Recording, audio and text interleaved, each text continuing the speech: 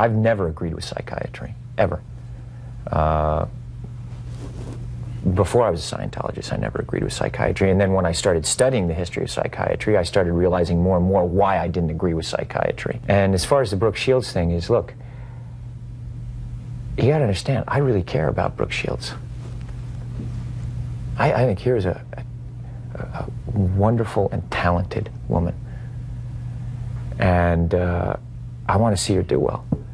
And I know that psychiatry is a pseudoscience. But Tom, if she said that this particular thing helped her feel better, whether it was the antidepressant or going to a counselor or a psychiatrist, isn't that enough? Matt, you have to understand this.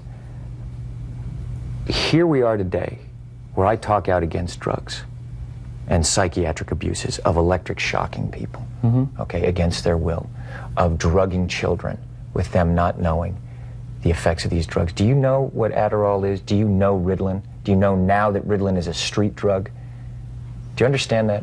The difference is, this was not against her will, though. But this wasn't against Brooke's will. Matt, I'm asking you a question. I understand there's abuse of all of these things. No, you see, here's the problem. You don't know the history of psychiatry. I do.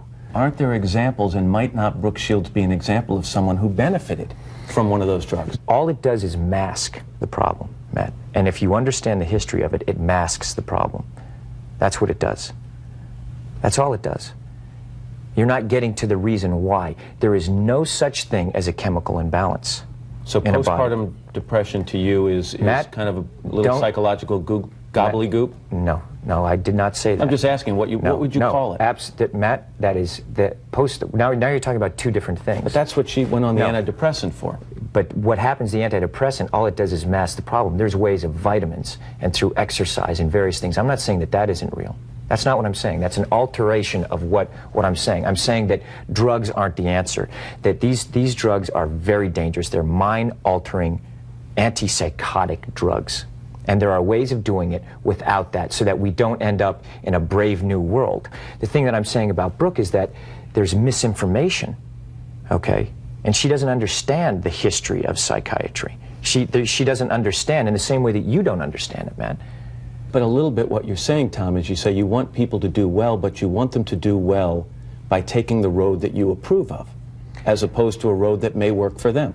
No, I'm not. Well, if antidepressants work for Brooke Shields, why isn't that okay? I disagree with it.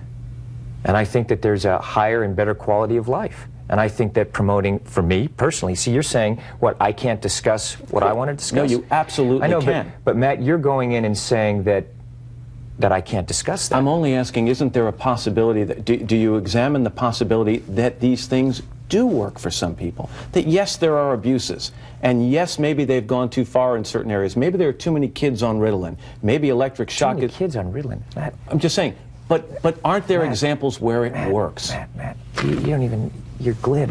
You don't even know what Ritalin is.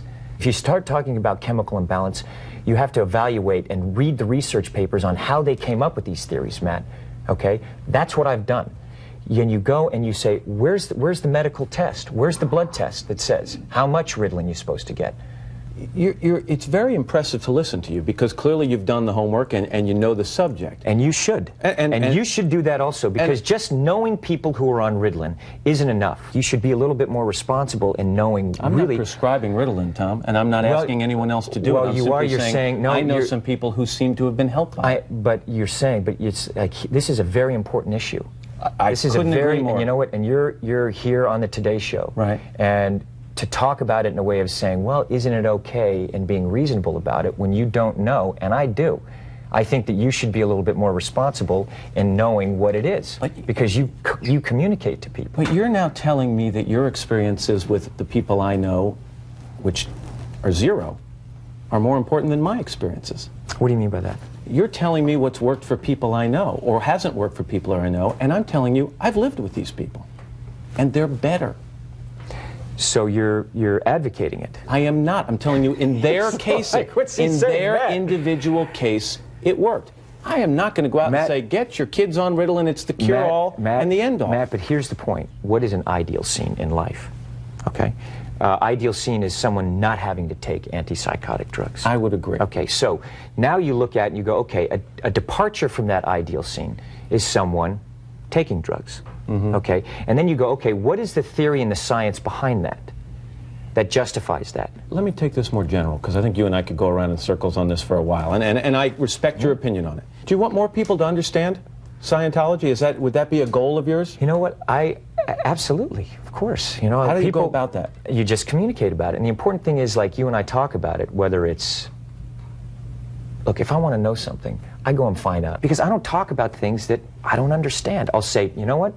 I'm not so sure about that. I'll go find more information about it, so I can come to an opinion based on the information that I have.